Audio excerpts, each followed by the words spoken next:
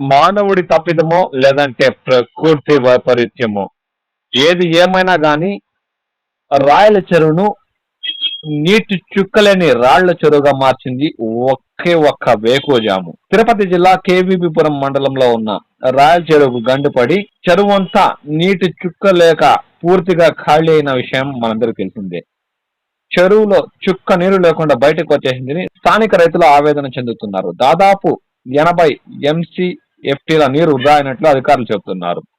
వరుస వర్షాలకు నిండుకుండలా ఉండాల్సిన చెరువు ప్రస్తుతం కళావిహీనంగా మారి రాళ్లే తప్ప రాయల చెరువులో చుక్క నీరు లేకుండా పోయిందని స్థానికులు ఆవేదన చెందుతున్నారు. ఈ ఘటనపై ఇప్పటికే కలెక్టర్ వెంకటేశ్వర్, ఇరిగేషన్ శాఖ అసిస్టెంట్ ఇంజనీర్ బాబును కూడా సస్పెండ్ చేశారు.